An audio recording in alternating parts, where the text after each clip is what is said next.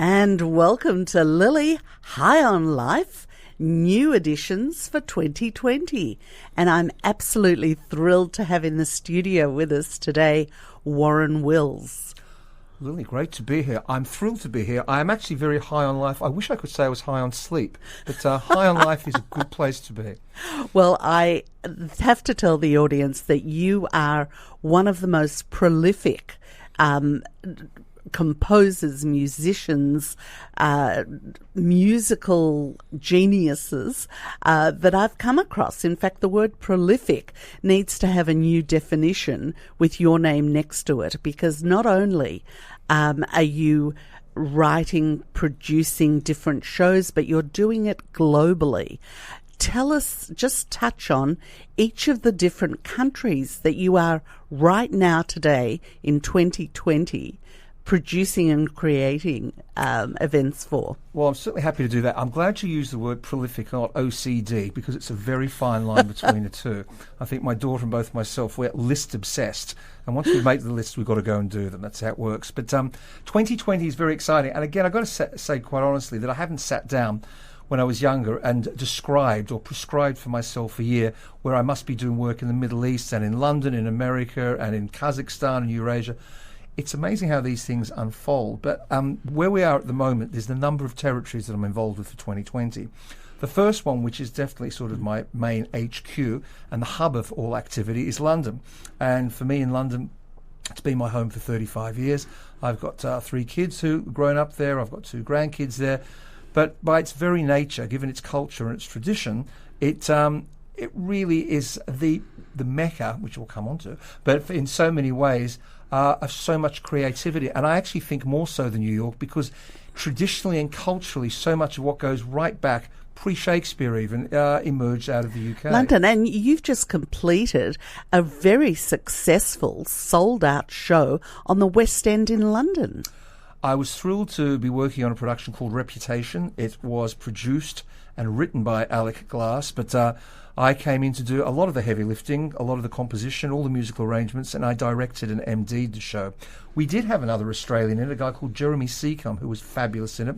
The rest of the cast was UK. We did it at a Lloyd Webber theatre called The Other Palace, which is spitting distance from Buckingham Palace in Victoria. That's Victoria, UK. And it was fabulous. The reviews were great. The audience went out absolutely joyful. And the great thing about the show, it was set in the 1930s, and as a result, the music was very much what I call Fred Astaire, Ginger Rogers kind of musical. It was a feel-good show. There was no sex, there was no violence, there was no swearing, there was no murder.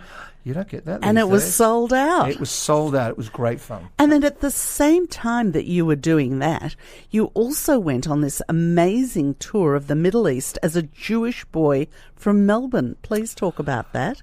I am thrilled to say that about 10 years ago, I got a phone call from Sensible Studios, which is in Caledonian Road, it's near King's Cross in London, but it's an absolute state-of-the-art studio, and everyone from Michael Jackson, Sting, Elton John, Spice Girls, Kooks, everyone records there. And I got a call from them because my big thing is styles. That's my big shtick in music. I don't care what the music is, I celebrate styles. So if you said to me, Warren, can you play the theme from Casablanca in a Bavarian flamenco, bluegrass and reggae style, I'd say, I'm your man, Lily. And that's what I do. So I got this call one night to go into Sensible Studios, and I thought, my God, what have I walked into? Have I walked into some kind of Al-Qaeda convention? What the hell is going on here? Anyway, long and short of it is they said, Mr. Wills, can you listen to this track and put some piano on it? I listened to the track. It certainly sounded like a very traditional Arabic piece of music. And it certainly sounded like a very complete one. So I thought, what the hell do they want me to do? So I did my thing and I played totally incongruous, incompatible my Warren Wills jazz all over the top of it, in my opinion, completely ruining the track. Anyway, no one threw knives at me. They did pay me. And 2 months later, I get a phone call. Mr. Wills El Tufaa, which means the apple, is #1 all over the Middle East. Released on Virgin. It's #1 everywhere. We need you immediately to come to Beirut, which at the time was where MTV and a lot of the big broadcasters moved from Cairo over to Beirut. So I thought, oh, this will be interesting. So I rock up to Beirut, and I actually went there twice in the same week to do 2 different floors of the main broadcasting thing for MTV. One was MTV Popular, one was MTV Classical. Then I went to Cairo, and we did the SOS Festival, which was like the Save Our Soul Festival. And then I was invited to go, wait for it, to Riyadh, which is quite interesting because under Sharia law in Saudi Arabia, music is illegal. So being asked as the token white male Western Jew to rock Riyadh was quite something. We had to perform at the French embassy, so we weren't officially on Saudi soil. We did 3 shows there and were promptly arrested and deported because we were about to go off to Jeddah. And they said, no, there's no embassies in Jeddah, which is on the west side of the country. So we were all flown off to Bahrain, which is preferable than being beheaded, which it goes on publicly on a Friday afternoon in the main square. So I was very happy to leave the place with my head still intact and on my shoulders. We are too. Well, absolutely. But then, after a little hiatus, I got a phone call when I was in London, and Reputation, the show was on the West End. Ilham Al-Madfai is his name, is celebrating 55 years. It's a big anniversary in the business. Can you come and do a golf tour with us? Well, I said, the show doesn't actually finish until the end of November. They said, that's perfect. We can see if you can join us in December. So they flew me out to Dubai and Sharjah, and we did the Al Majaz Amphitheatre, which is an absolute state-of-the-art 2,500 seat theatre. 20 musicians in the band, maybe 2 of them spoke English. I certainly don't speak Arabic. They gave me a song sheet in Arabic, song list. I said, that's no good to me, I don't read Arabic. They gave it in English. That was no good to me because I still don't know any of the songs that they're doing, but I have a very good ear. So, and they put the grand piano down the front of the stage, and it was a riot. It was absolutely fabulous and really humbling. And then I went back about a week later to Amman at the invitation of the Crown Prince of Jordan, and the gig was set up by King Abdullah. And it was great. We, again, it was about 20 of us, and all the musicians, except for myself, came from Egypt, Lebanon, Algeria, wherever around the Middle East. And they got a nice grand piano for me. I was down the front with Ilham, and we all stood up as they did the Jordanian national anthem to start the show. And then we went through it. He gave me some fabulous piano solos, like 10, 15 minutes, where he rambled on in Arabic, which I was very humbled by. I didn't understand. He looks at me at the end and he said, right, you're now an honorary Jordanian. And I thought, there can't be a lot of Australian white male Western Jewish pianists to get this particular honour bestowed upon them. But did he actually introduced you as an Australian and a Jew? Absolutely, and I was the last person on stage, and I don't know why, this is a ludicrous story. I got a call in London. Do you have a gold or a silver jacket? And I thought, no, not really. I don't really do the Liberace unless I have to, you know. And they said, well, go and get one. So I ended up going to Angels and Shaftesbury Avenue to hire this outrageous Liberace-esque sequin silver jacket. And of course, we're in the changing room. I'm the only Muggins putting this on. Everybody else is in traditional tuxes, and Ilham's not even. So I look like a mirror ball. So every time there's a lighting change, it's actually drawn on me. But nonetheless, everyone was very happy with it. We finished. Ilham is he's called the Beatle of Baghdad. He is that popular. He is the equivalent of the Beatles, if you like, in the Middle East. And when we finished the show, I asked him the first time, I said, why is there taped music and why are you playing? Why is everyone standing up? And it's the Iraqi national anthem that he closes the show with. And he had to flee because both he and his son, Muhammad, his son got into a lot of trouble when Uday Hussein, Saddam's son, was Minister of Sport. It's a whole other story, but long and short of it, they had to get out quick smart. They all did the run from Baghdad to Amman, where they're based now. So it was very touching and very moving. I'm waiting to hear back, would you believe, about March the 5th, going for one day to Doha in Qatar to do another gig with them, a royal gig with them. But can I share something which to me is really exciting? All of that is great, don't get me wrong, but I think it pales into insignificance in light of the next program or project that Ilham has invited me to do with him. He said to me while we were in Amman, he said, so Warren, have you heard of a writer, philosopher called Rumi?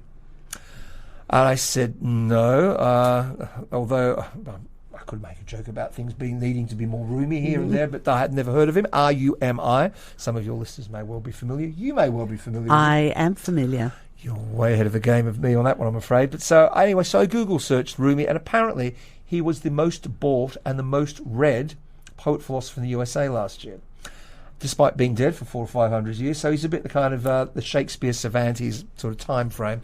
So he was Persian, which, as you know, is a very niche language, and if you're not really in Iran, you're not speaking Persian. So Ilham says to me, listen, there's only 2 Persian writers who have made the grade internationally. One is Omar Khayyam, who I have heard of, and of course the other is Rumi. So he said what he would like to do is get Rumi's best works translated into Arabic, which of course is spoken, half the world speaks Arabic these days, and in addition to which, as I said, it is interesting to note that irrespective of being spoken in Arabic or not, the fact is there's a massive appetite in the USA for Rumi. So nonetheless, he wants to do an East-West collaboration with me where the pair of us would compose an album of works taken from the Persian, translated into Arabic of Rumi. And that is coming up in April, which I'm really excited about, creatively doing a really nice hybrid East-West collaboration. And in fact, deeply honoured and humbled again to be invited to do so. And incorporating it with the English as well would truly make it bridge building, absolutely, global bridge building. Absolutely. But I have to ask you, when you did this trip and you're up there even on the stage in these places, what is your internal voice saying to you as a boy who was born in Australia and very Jewish and all of this? Are there conversations that pop into your mind? The most bizarre experience I had was when I landed in Beirut the first time. Syria was still an occupying force there. And there were there's two ways you can go through. One is, I think, immigration for the locals, and one is for non-residents. I was the only one who got off the plane, so I got through rather quickly, obviously, but there's a massive queue of locals. I mean, at this time when I went, this was about 10 years ago, it was just before a guy called Harawi was blown up, if you remember. It was a big incident. They found him in his car on the 4th floor of a building in Beirut. So I get there, I am the only one, and there's a Syrian guy wearing the Gestapo black trench coat.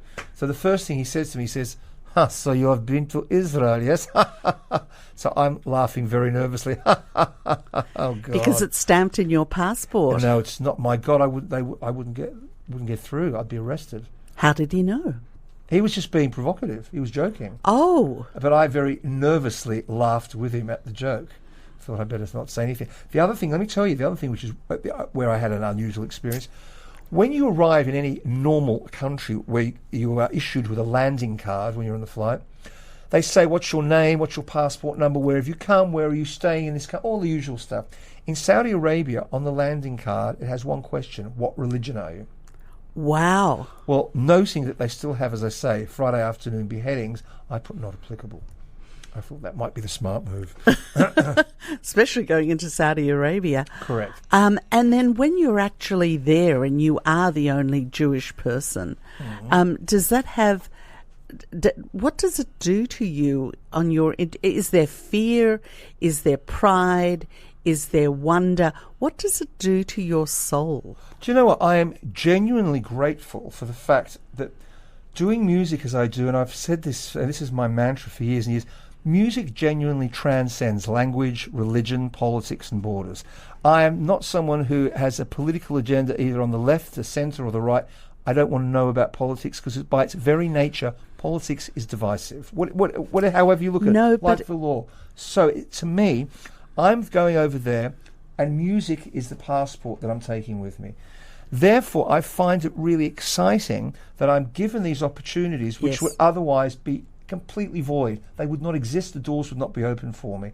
And even my lawyer, who is quite a prominent right-wing Jewish lawyer in London, he said, it's amazing, Warren. He said, what you're achieving with the connections that are being made artistically, these would be impossible to create politically. It's just not going to happen. It really is just something that is so unique and special. And what I'm getting from your answers also is that you truly believe and feel that you know who you are and what you are, because you're not coming back to me with any, oh yes, I only came from Australia.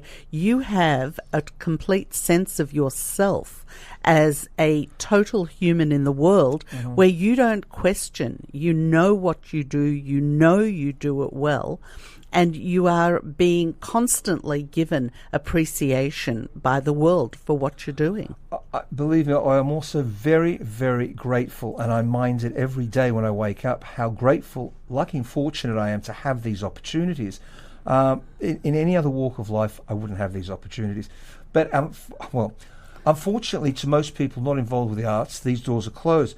But in order to maximise these opportunities, about 20 years ago, I got very involved in wearing a non-commercial hat which I call social inclusive music theatre. Yes, we're going to talk about social inclusive theatre in a little while, but we haven't even been halfway around the world yet because we've just mentioned London and the Arab world, but you're also involved in Kazakhstan and in the Eastern European bloc. Well, I love this story because I've got to be careful how I put this, because if I say Eastern Europe, I get my hand slapped, and if I say Asia, I get my hand slapped.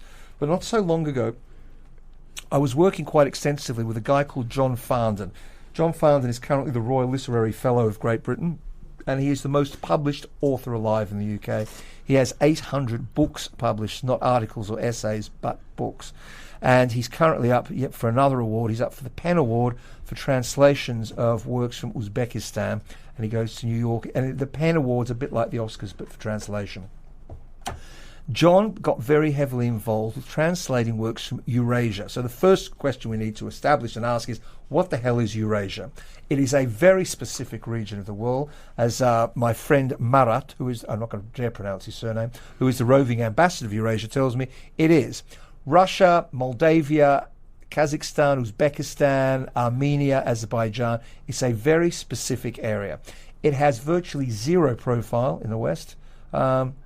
I don't know, some of us might have heard of Baku because there's a Grand Prix running there, but on the whole, and I think Borat, Sacha Baron Cohen did a film about Kazakhstan, which was so derogatory, so ridiculous. Nonetheless, Kazakhstan is a very oil-rich country and is coming out of its dark ages of seclusion and isolation, and there is only one opera that apparently is huge in Kazakhstan. It's called Abai, A-B-A-I.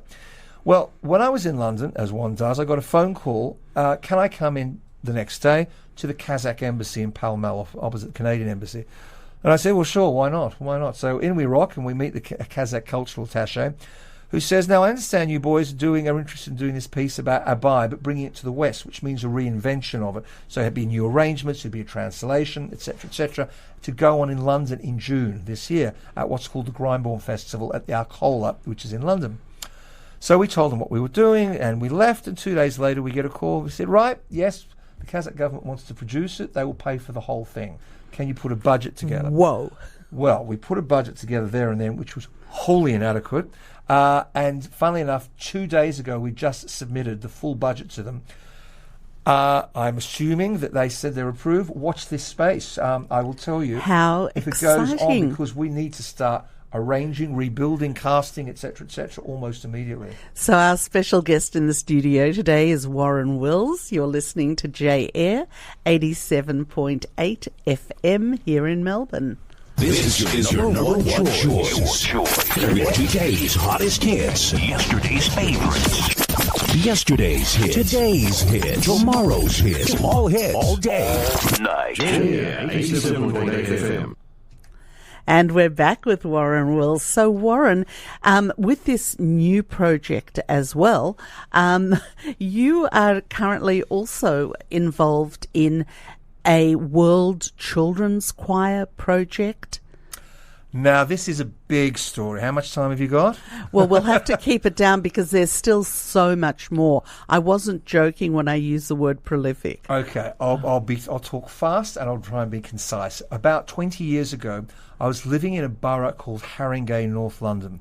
There are 200 languages spoken in Haringey, not only making it the most culturally diverse borough in England, but in Europe. And it's not always successful with the young people. There are a lot of gangs, there's a lot of fights, not dissimilar to some of the issues that certainly prevail here in the western suburbs. So I thought, listen, rather than walking around, we're all so clever, we're musicians and composers, we do West End, I thought, I'm going to put another hat on. This is my good causes hat. Why don't we do something for the youth of Haringey? And what is it that I do? Well, I put musicals on. So I thought, you know what? Let's do a project whereby we take a bunch of kids deprived of opportunities to normally have, access to these things, and why don't we do world premieres collaboratively of new musicals? So in 2000, the council in Haringey loved the idea. We will fund it, we will back it, we'll give you whatever you want. So every summer, which is August in London, I set up a company called Haringey Shed. Why is it called Shed? Because calling it Haringey Social Inclusive Music Theatre sounds a bit awkward and cumbersome for young people. Shed sounds a little furrier and friendlier. So we went along with that, and we get 70 to 100 people, as in kids, And the ratio of practitioners to participants is 1 to 3 because we have a very high degree of our company has special needs. And that's everything from Down syndrome, autism, deafness, spina bifida, cerebral palsy, and so on. So, and in severe cases of cerebral palsy, the ratio might be 1-on-1. So you might have one practitioner to one kid. We set up 2 different theatre groups. One was called Children's Theatre, one was Youth Theatre. And every summer, we did the world premiere of a new musical put on collaboratively with the kids. Now, a lot of these kids were not just from, disabled backgrounds, special needs backgrounds, but I'd say 1/3 from what I call severely marginalised backgrounds. Kids who come from traumatised backgrounds, young criminal offenders, kids with drug problems, with drink problems, domestic violence issues, and so on. And I would say probably 1/3 of the group is what, for a better term, I'd call mainstream. And it was really important to me that we had mainstream kids in, because a lot of these kids on the margins and kids with special needs never ever get the opportunity to work with the mainstream. And kids in the mainstream never get to work with kids out on the margins. And it also, there's another, I didn't want this to also look to the general public who rocked up, that it looks like some kind of curiosity sideshow, a little bit like, oh, it's some kind of circus or freak show. So I thought, no, we'll have 1/3 of the kids will be mainstream, 1/3 will come from seriously disadvantaged backgrounds, and another 1/3 from what we call special needs. It was a massive success, and in the end, it ran all year. I didn't do it all year, but we did outreach to schools, and we dealt with thousands of kids. As you probably know, because I've told you before, but to me, the best example of how transformational this work is, a mother came to me from the Bangladeshi Muslim community in London, and she said, I have a son, he's 18, he's in and out of gangs and knife fights and police fights. Can you take him under your wing and do something with him? And his name is Yamin Chowdhury. And I said, happy to. And he very quickly became an amazing, and I mean amazing, lighting designer, sound technician. He went back to university, did a BA, became a writer, became a drama practitioner, and 1 year ago got the best producing job in London. He's now the artistic director of the Hackney Empire, which is amazing. And he's 30. So let me tell you, unlike sport, which is win, lose, and divisive, this is a win-win situation. The kids and youth get involved. Cutting a long story short, off the back of that, we did it for the Olympics at Hackney Village. I was then invited by La Trobe University to do it here in Shepperton, where we had a lot of Indigenous kids. And again, a lot of the same socioeconomic problems. We then were asked by Les Twentyman to do it in the western suburbs. We then did it in Hong Kong. And then 2 years ago, off the back of that, I was asked, can you do it with older people? We then did it with Choir of Hard Knocks, which is a lot of older homeless people, and with Men Aloud, which was a direct backlash, I think, to the Me Too movement. A lot of men with post-traumatic stress disorder, testicular cancer, and all kinds of issues like this, saying, hey, we've got issues as well. Please don't say that all men are okay and it's only women who've got grievances. And I'll tell you, these men, they were fabulous. A lot of them really felt that they were broken and on the scrap heap of society. We did a musical together. So all this was going on. While all this was going on, a bigger project then emerged combining all these, which was Night of Broken Glass. And that was really to commemorate the 80th anniversary of the events of Kristallnacht in Germany, as seen through a lens of an Aboriginal elder named William Cooper, whom I'm ashamed to say as a kid I'd never heard of. But this was this whole connection to Night of Broken Glass and everything came through your brain.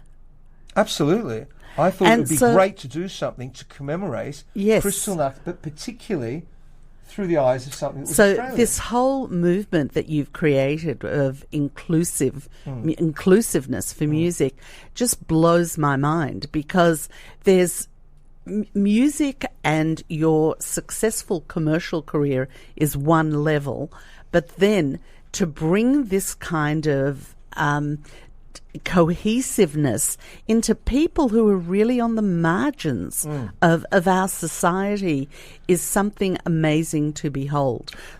One of the best aspects for me of Night of Broken Glass, we had 400 people in the show, and we crossed the generation divide. We had kids from 3 and 5 working alongside nonagerians, people like Uncle Boydie, who is 90. We had a band which was made up of Jews, Muslims, Sikhs, everything under the sun. We had homeless people, we had special needs people, we had undergraduate students.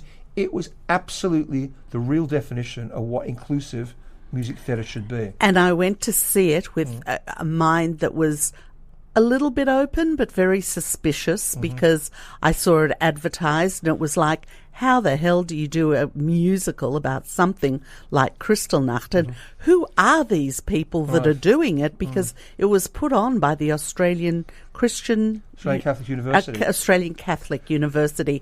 And so I went, because I was curious, because I'm very involved in Jewish life. And I was so blown away.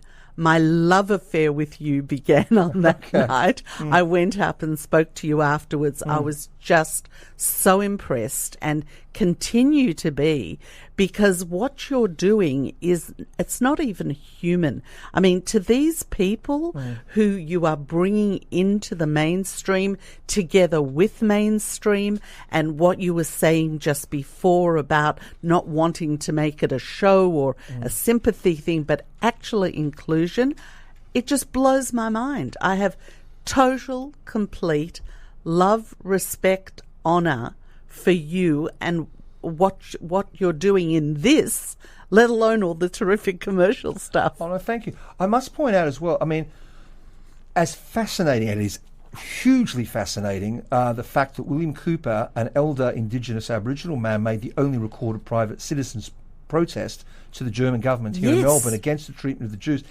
As wonderful and fascinating as that is, to me what is even more wonderful is the fact that 80 years on, I can take 400 people from totally disparate backgrounds who have no knowledge of Kristallnacht and no knowledge of William Cooper, and whether they understand what Judaism is or Islam or disability, all they know is that through a joyful creative process called music theatre, suddenly we are all working together in an environment that fosters racial tolerance, racial harmony, creativity, self-esteem, hiring, confidence, which is, to me, this is fantastic. This is genuinely transformational work. Yes, and you keep the memory of the Holocaust alive in such a beautiful way in this. And I learned things I didn't know about the Bata Shoe Company and how they saved Jews by sending them to India. Correct. And it just totally amazing and marvellous. So thank you from the bottom of my heart. No, great pleasure. It's interesting as well, when I was doing the project, it's... when we talk about a musical per se, there can be a degree of skepticism. Oh, is this going to handle this in a very sensitive and a delicate way? Because let's face it, Kristallnacht is not a light topic to have a musical about. Nonetheless, in my experience, working in theatre and music theatre all my life, when you can no longer speak because the gravity or the heightened emotion of a situation demands it, you sing, you go into music, because you touch on much deeper and more heightened emotions than you can in normal speech.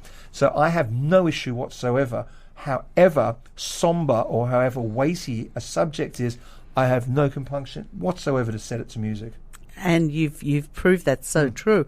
But then, and so the stuff you're doing here in Melbourne at the moment too is so different. You put on these wonderful musical evenings with talented people living here in Australia as well, and you're involved in movies and developing movies and stage shows.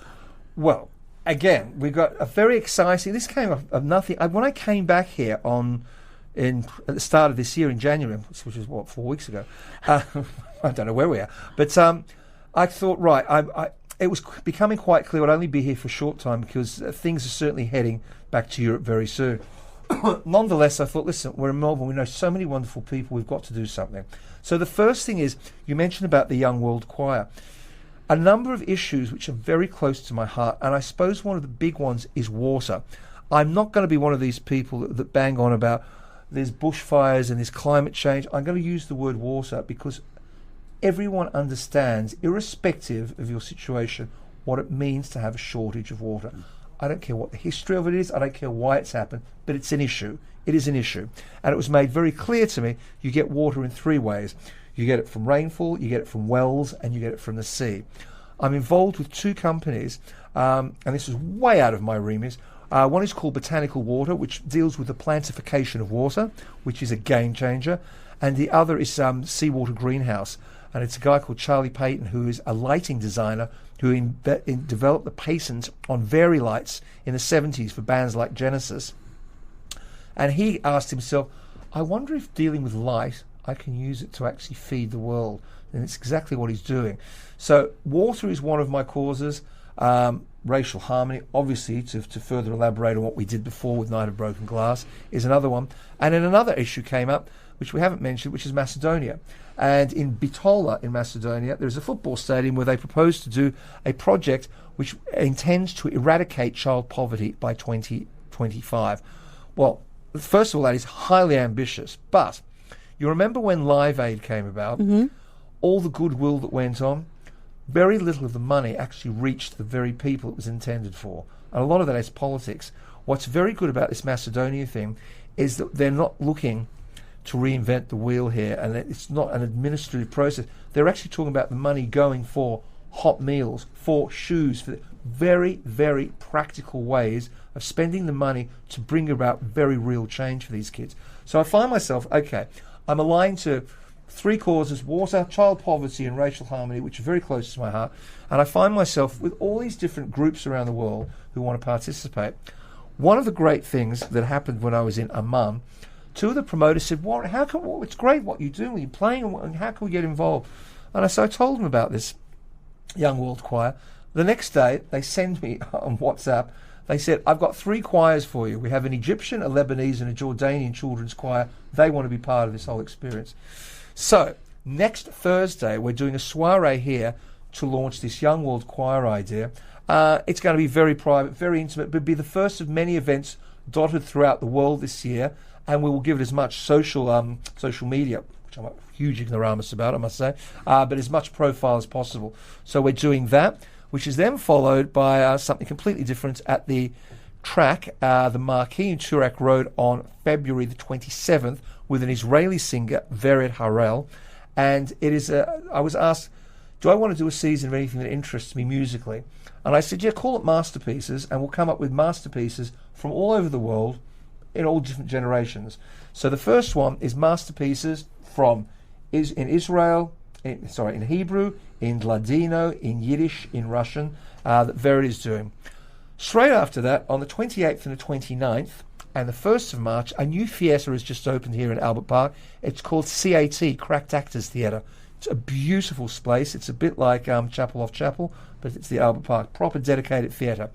Doing a reinvention of Two Guys and Their Songs, which I did last year, which is pieces I've done with Frank Howson, one of which in particular interests me, because Frank wrote a piece about Elvis. And I know it's become the subject of so much parody and caricature now, because you've got so many lookalikes and karaoke. But this is actually a script with a genuine heart, which really gets under the skin of Elvis. So we're featuring some of that. I'm then doing two masterclasses, also at Cracked Actors Theatre, on music theatre, which will be a weekend thing. And finally, I'm doing another Masterpieces at the track on March the 14th with Sarah McLean, who is fabulous, and Winston Hillier, and we're doing masterpieces from the 50s through to the 80s. And we're looking at masterpieces, things like Moon River, for example, Natural Woman, Aretha Franklin, and so on like that. So I will not be idle in my stay in Melbourne. It certainly doesn't sound it. And then on top of that, I know that there's one movie that came out of Night of Broken Glass, that the book that you optioned, that you're also doing as a movie project. I've got to be very, very careful what I say here. Okay. But putting it briefly, one of the things in the profession that I work with, and the piece Reputation was, funnily enough, it was about plagiarism. And I'm going to say something a little bit naughty, so I hope there's not too many lawyers listening. Okay, I'm a nice boy, I'm a nice Jewish boy, so careful. But I'll tell you what happened. A friend of mine, and I can't say who for legal reasons, did a book that came out in America about 20 years ago, did quite well. She then submitted it to a film company, can't say who, but they picked it up. But they then made a film with Nicole Kidman and Sean Penn. Did I say that? When it was called The Interpreter. Did you say that? Didn't hear it, no. I didn't hear that either. And it was quite a big film. Well, of course, they did this without permission from the writer. Well, subsequently, the writer has a father who has deep pockets, because else you would not be able to contest these issues. A plagiarism fight took place, went through mediation. She won the case, got accreditation, but had to sign an NDA. I'm just making this up. I don't know anything about it because there's an NDA out of it, a non-disclosure agreement. So nonetheless, so Reputation was born out of this idea that to get around some of this stuff, and I don't know who wrote it, and I don't know anything about it, but anyway, it was set in the 1930s, but dealt with plagiarism. Now, the reason I say this, and I've got to be very, very careful here, is because until a piece is actually on and ticket sales are on, Gotcha. it is a real, and I have learnt the hard way many times over in my life, one has to be very, very careful about plagiarism and copyright issues. Everything else I've told you, for example, like the Abai opera, it's out of copyright. Reputation, happy to discuss because it's on. Yeah, so as soon as ticket sales are there, that doesn't mean I still won't get sued or plagiarised.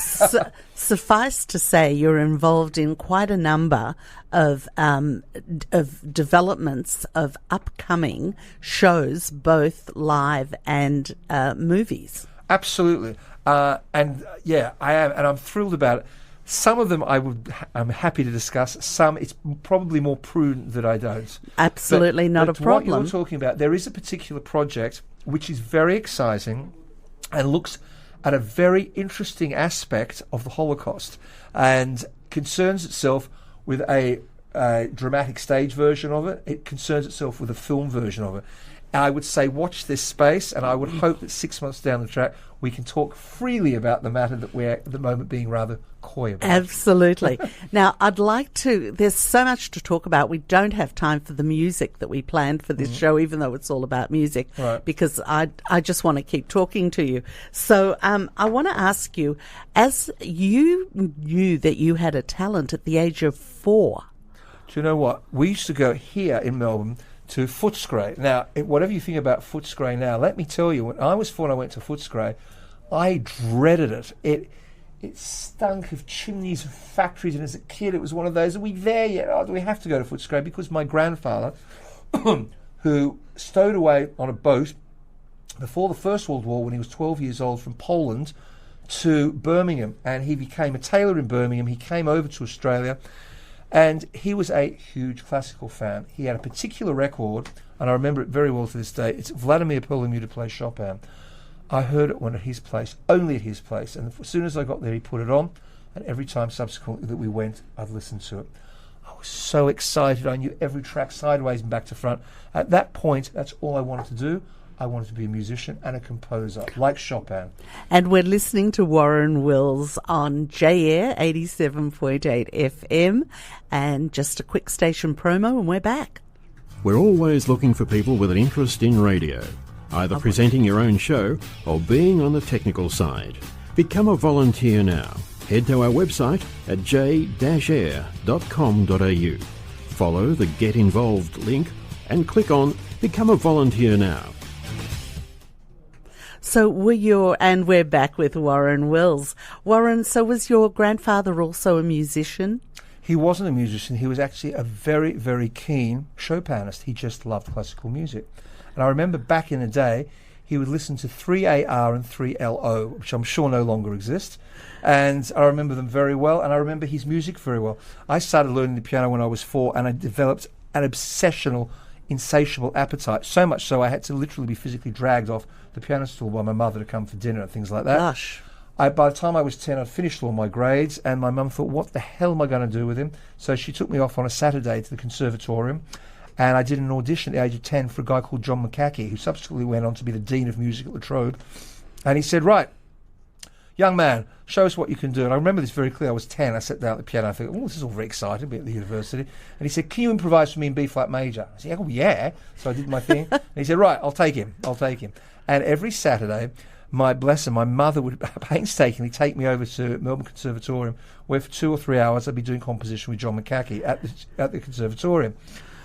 I'd finished my grades. I finished my grades in theory, and it became for me, what the hell do I do? Then little delights and jewels were dropped before me. When I was about 12, I discovered Stravinsky. When I was about 13, I discovered McCoy Tyner, jazz, Chick Corea, the whole thing, John Coltrane. Then when I was about 16, I did what was then called HSC, and I did my correspondence at Taylor's College, and I skipped 2 years because I was just so into doing the music thing. I went overseas, and then my life changed when I got into music theatre. And the first thing that happened was I was in London, and a director said, listen, Warren, I want you to be musical director and arranger of Thrupney Opera by Kurt Weill and Bertolt Brecht. And my life changed forever at that point. I thought, my goodness, you mean I don't just have to do music with musicians, I can suddenly work with writers, directors, producers, hair designers, actors, dancers, and I have been blessed since then. I mean, with dancers to work with people like Veronica Tennant, with writers to work with people like Snu Wilson, with Margaret Atwood, Woody Allen. In fact, Margaret Atwood, interestingly enough, who is Flavour of the Month because of The Handmaid's Tale and just won the Booker Prize last year, only living woman to win 2 Booker Prizes. We had a piece on just last year in America called The Penelope-Ad, which I would love to tell you about because it's a great story. And I'd actually, just for a minute, because we've only got about 4 minutes left. Right. Very quickly, Margaret Atwood was approached by Penguin Publishers who said, is there anything in history that you think is wrong that needs addressing? And we will commission it. She said, yes. In Homer's epic tale of Odysseus, which is covered in the Iliad and the Odyssey, Odysseus' son, Telemachus, hangs all 12 of Penelope's maids on one rope at Piraeus Port, and only 2 lines are afforded to that particular incident out of 2 books totaling 2 million words. And Margaret, being a staunch feminist, said, it's not on. I want to write the Penelope-Ad, which is the story of Odysseus, but through Penelope's eyes. And she did. The Royal Shakespeare Company then commissioned it as a musical. They commissioned me to compose it. We did it in England. We did it in Canada. And it went on again in America last year. Warren, I cannot even describe how I feel about what is still yet to come, and you've done so much already. One lifetime is not enough to complete what you've already started, and I'm sure we get many more, but no wonder you are so tired and you don't sleep, because there isn't enough time. Sleep's an optional extra, I figure. There's a long time to sleep in about 30 years' time when we're no longer here. Absolutely. And I know that you are very close with your family as well. And just very quickly, your father is aging and in an aged care facility, and you live overseas for 6 months, and your kids... Well, I kind of feel a little bit betwixt and between at the moment. I keep telling people, if only Melbourne was in the south of France, it'd be ideal. But it's such a schlep to get over here. And unfortunately for me, the generation above me are all pretty close to checking out. And of course I feel sad about it, but I need to be very pragmatic about it and think, you know what? Grandchildren keep popping up. It is the turn. What is the song from Lion King? The circle of life. It is. It's revolving doors. I've got to be philosophical. How did that feel for you when you held your first grandchild? This is the most extraordinary situation. My mother passed away exactly the same week that I had my first grandchild. My mother passed away here. She passed away here in Melbourne, and my first grandchild was born in London. And I was totally torn, and I made the right decision. I was here with my mother for her final stay, and then I went straight back to see it. But how does it feel? Do you know what? You get all of the goodness with grandkids. You get all the high points and none of the low points that you do. It's all good. There's no minuses. There's 0 minuses with grandchildren. But the kids make up for everything once they give you those grandkids. Absolutely. Absolutely. I wish we had another hour. You are just amazing, and I just blessed to call you a friend, and just look forward to everything else that's coming up in your life and sharing it with you. Lily, it's going to be a fabulous year. And one thing, and I know in Australia we've had some apocalyptic situations going on here, which we know about, being very well covered. Being a great optimist and high on life like yourself, I'm actually really looking forward to 2020, and I think so much is going to go on that is going to connect, and it's going to include rather than exclude and divide people. So looking forward to 2020 in a big way. Absolutely. And actually what you just said is spot on. You can choose to look at all the devastation, or you can choose to look at all the good stuff, and there's always a lot of good stuff around. Well said. Cheers to that. Oh, yeah. Thank you so much for being our first guest, 2020, Warren Wills.